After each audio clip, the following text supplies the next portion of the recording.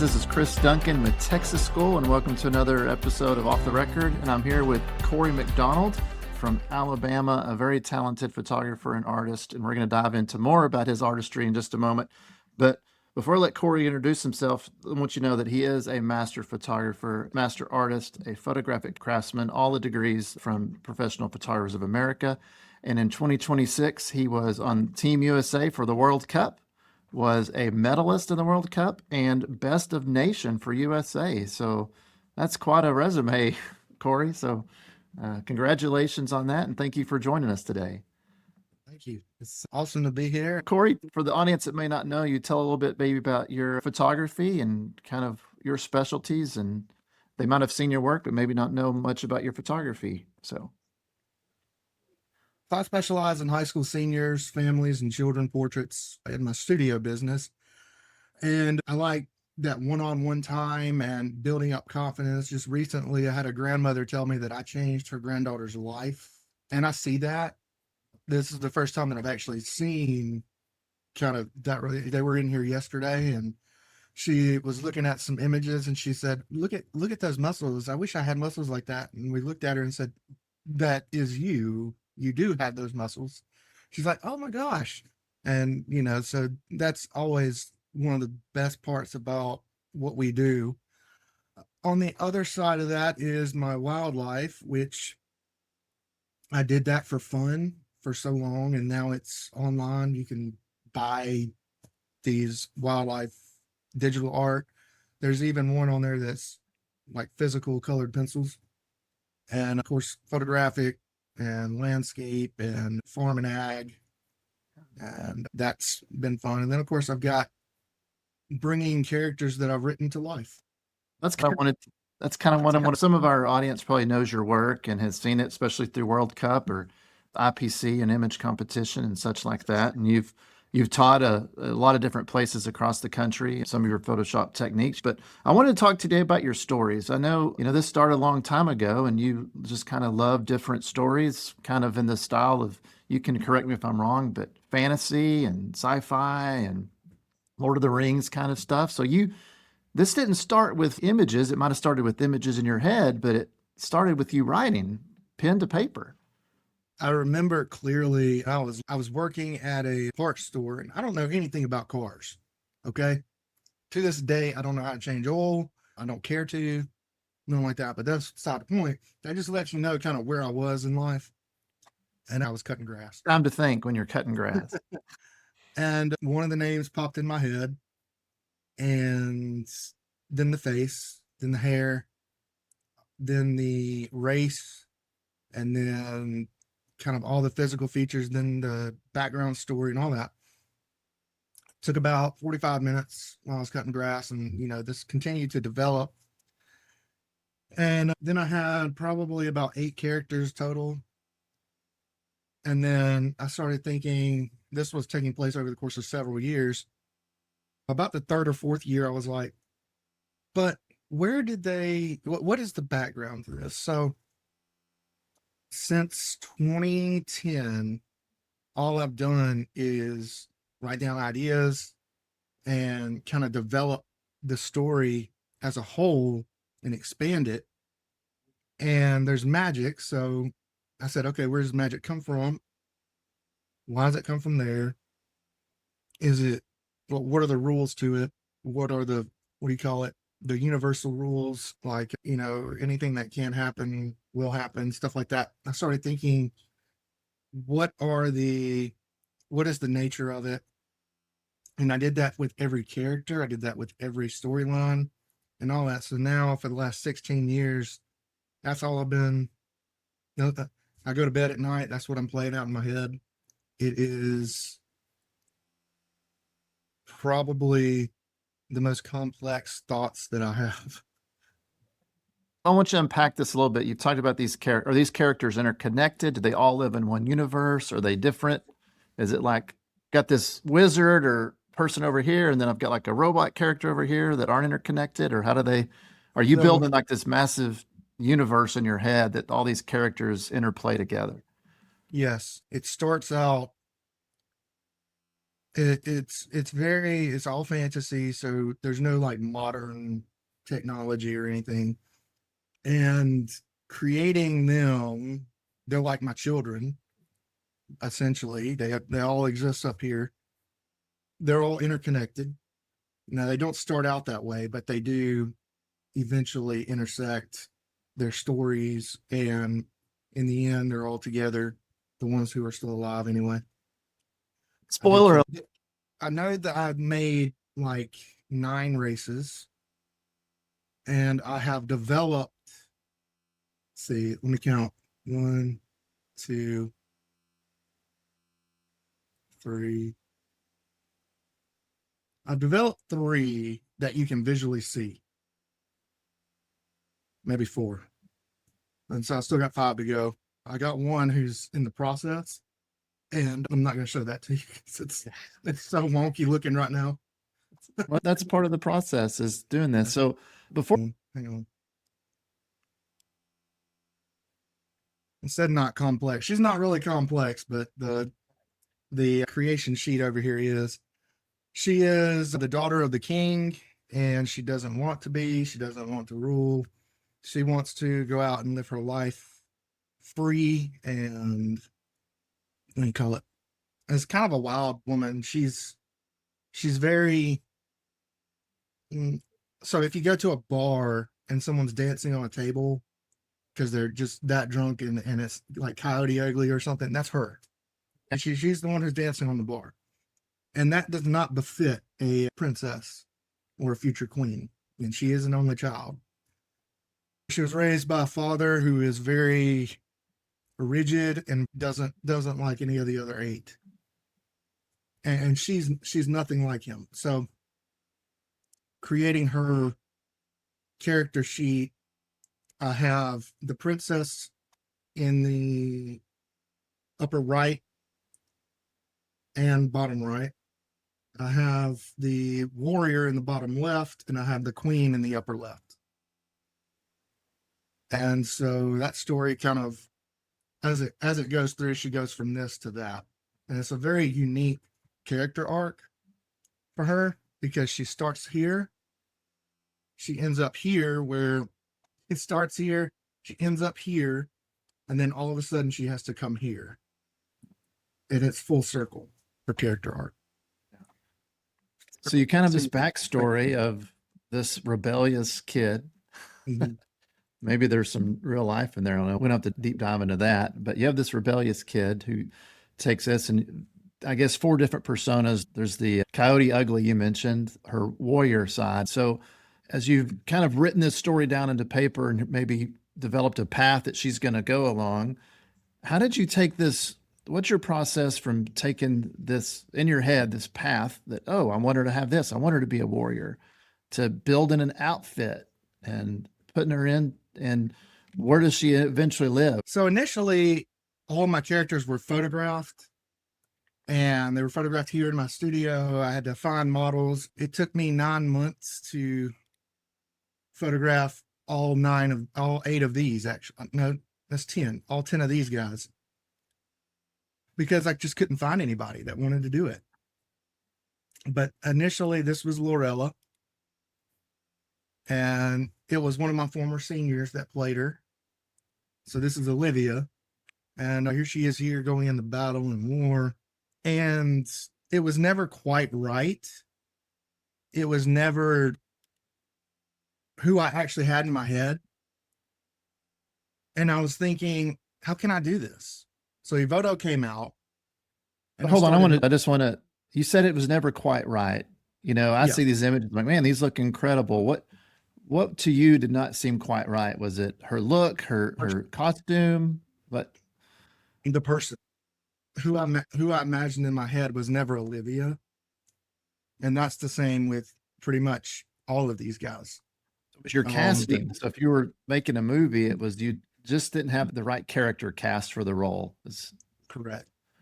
And I said, I wanted to bring them to life, not just kind of put the personality in somebody else.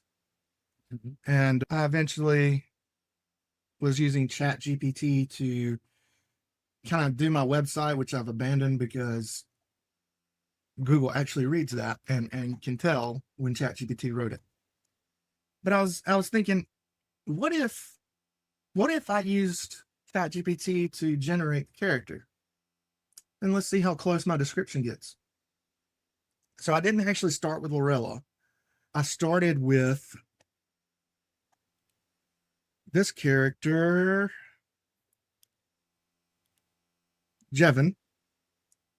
And the first image that came out was not it because I later found out that ChatGPT likes to heroicize people. And he's not supposed to look like a hero. So, well, superhero, that is. So he's not that big buff, like abs and all that. So I had to work with it and eventually got it. And I said, that's him. And so I went down the line and started creating all of my characters, starting with Sinus, and then my villain, and then Illyria. And Illyria was the first one to come out right off the bat, off the description. And it was just perfect. So was your process through this? Did you feel like your writing, having that character backstory and all the stuff from your writing, help you with the prompting to use the AI to develop the character? Yes, because I wasn't just saying, okay, she's got black hair and blue eyes and pointy ears. I was saying she has no real conflict at the start of the story. She is morally good and she's more of a bystander, but steps in when she has to. She doesn't like seeing inequality and things like that. And that all fed into what was being used to create her in AI. And that gave me the ability to start making the art. I make the art. Chat just pushes the character out. But this is Lorella. And then we have Illyria.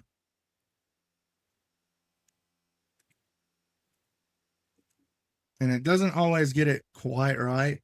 You do have to go in and fix things. So chat's basically creating the face. Is that fair to Yes. say? And then you're building the outfits and the environments and the costumes and the pose around that? Yes. And I'll tell chat what outfits they use, but that goes back to that reference image. Any outfit that I put on them, I put on that reference image. I'm just seeing a lot of thumbnails here. Are these all ones that This is are all just Jevin a little bit. and these And it's not always quite right proportionally. He can't bend his legs like that. I can't bend my legs like that. And we're the same size and height. Still not getting it right. And then when it does get it right, he might have 4 fingers on each hand. It wants to modernize the outfit. So instead of having drawstrings at the fly, it's a modern zip, which again is something I have to go in and fix later. Callista's an interesting one.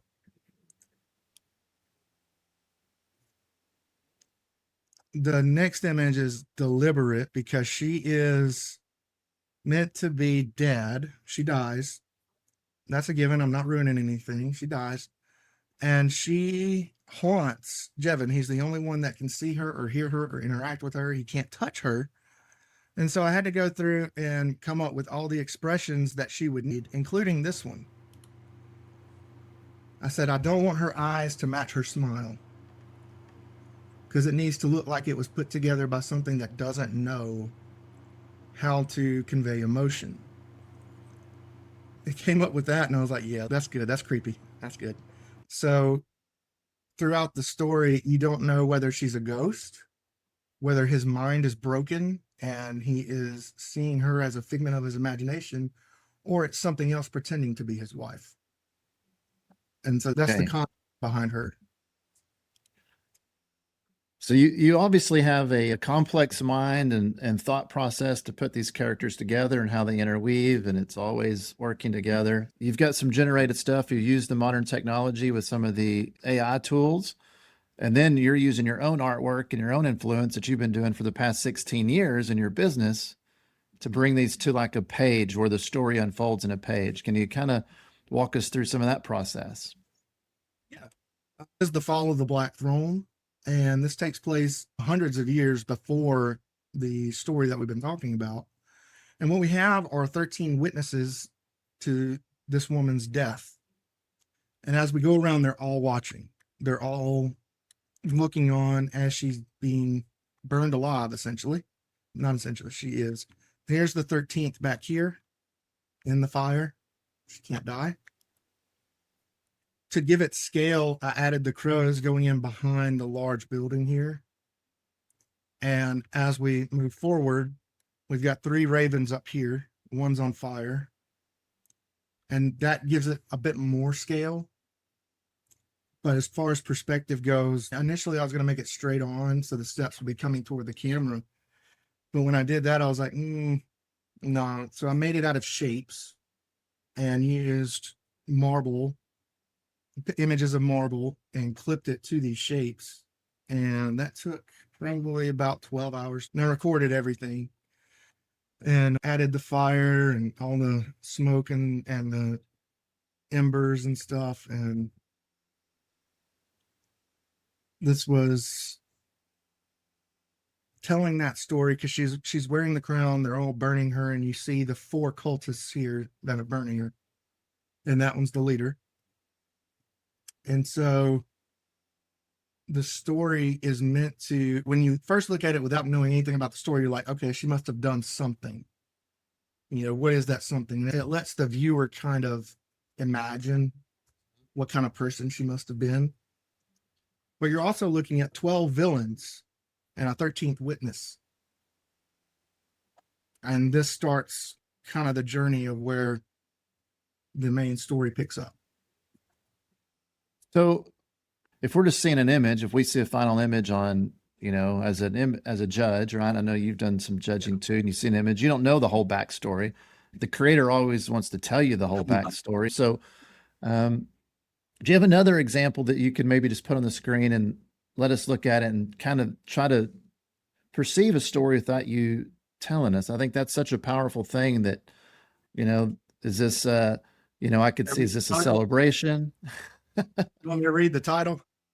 It's like, sure. 9 dwarves and an elf walk into a bar. Okay. So obviously there's 10 people there, 2 different races. It looks like the elf is on the far right, if I'm knowing my fantasy races correctly. But it looks like they're celebrating. They're having a good time. A few of them are probably drunk and passed out. Obviously, from a photographic standpoint, you know, the lighting matches the chandelier and the fireplace, and the shading of the textures and the scale as far as the table goes and who's closer to the camera and such like that. So that's where your technical ability using Photoshop comes in. I think this is really fun that you've taken these written stories, and I think it's encouraging to anyone that's watching or listening to this. Is like, I think we've all seen something in our head, and you know, we maybe have a picture in our head. And I know I've heard you say that some people don't have that ability to picture stuff in their head, and they struggle with doing this. But you know, if you read a book, you can see the movie play in your head, or if you're thinking about something, you can see it in your head. So I think it's really encouraging that you're able to take those writings, which is your own story, which you've probably had these in your head since you were a young boy. And now the technology and your skills have come to a point where you can bring them to life. That must feel, I would think that would feel gratifying for you, that like these people have kind of lived over here for so long and now they seem to be real or more real. When the first one popped out, correct, which was Illyria, I cried because I said, she's existed here for so long. Now I can see her with my eyes, and I can share her with everyone. And I could do that with all the characters now because I've brought them to life. And it was a moment of like just pure joy, because it was like watching the child be born. I don't know what that's like in the real world, but these are my children. Yeah. And to see them is truly just nothing that I ever thought I'd be able to do. Yeah. And I know AI has its place. I don't AI doesn't touch my client work. It doesn't touch my wildlife work. But the only thing I use it to do is make the characters to 100% what's in my head. In this case, nine dwarves and an elf walk into a bar. I do want to go back to what you had mentioned, titles and, as a judge, not knowing the story. So I could have called this, a good time in the pub. But would you have understood the scale of the elf compared to the dwarves? Probably not off the bat, no. And you'd have questioned maybe the outfits, right? Yeah. And so when you say nine dwarves and an elf walk into a bar, that automatically tells you, okay, these are dwarves and this is the elf. And I can do the same thing with another image. So this is Cordara, and he's with the wolves. Would you have understood if I had said Cordara, the character's name, or if I had said looking out over the whatever's happening down below in the valley? By the way, you were there when I photographed all the scene back there. Yeah. This is all from Yellowstone. I titled it Wolves and Wild Things, and that forces you to think. You can see the wolves, and we stated that there's wolves. So what's the wild thing? It'd be him. Yeah, the wild thing. His arc is pretty cool too, but I did not record this one, and I wish I had, but it's basically, him standing there looking out over a bunch of refugees pouring into a city, which you can't see. And I figured I can't call it anything other than wolves and wild things. And when I do teach these stories, I do talk about the composition of things. So I'd be remiss if I didn't do that here. I'm a sucker for a spiral, always have been, always will be. Yep. Fibonacci. So here's the composition of that. And I think anyone that was looking at this that's been in the photography world could probably see that without even putting the graphic on there. So it's really, really strong. So we only got a few moments left, Corey. Thanks for sharing some of your characters with it. What's your final goal for this? Is this a graphic novel? Is this a book? Is this Hollywood rights you're selling to a producer? It is a book. The outline is about 44,000 words for the first book. And that's just an outline where I was free writing. There are 7 planned total. And the title of the first one is Cleansing Fires. And that one and the second one gets really, really dark. But everything else doesn't get quite as dark. Well, and I've read some novels and stuff, and sometimes as you're flipping through, most of them don't have images, but I think this would be a neat, every once in a while there's a little image in there that just kind of gives you, the reader, a visual place of the world and the environment and the characters that you've created for them. So one final thought, you've mentioned wildlife some. So done a lot of wildlife work, and that's be something you'll be doing at Texas School in 2026 on a Saturday class, The Art of Wildlife. So just kind of give us what the student can expect out of that coming up. All of my processes are the same. So the same process that I use minus AI, it's the same process that I use for wildlife, same process I use for my sports and senior work. We're going to extract an animal and we're going to change up the lighting. We're going to create our own light and put them in a scene, or else do something abstract like a background or something. And we're going to go ahead and dodge and burn. We're going to fix up the composition. We're going to literally digitally paint over the image. I don't know if we'll do more than one, because I'm pretty sure there'll be a lot of people in the class, and That's we do gotta help Right. instruct a little bit. If we use like a leopard, we're going to actually draw in the leopard spots, or if we use a tiger, we're going to draw in those stripes. And if we do a bird, we're going to sharpen those feathers. We're going to sharpen the eyes. We're going to sharpen the beak. But we're going to do that by drawing on it, and not just with software. So a student in this class needs to probably be versed in Photoshop. Maybe a pen tablet would be a great tool to have.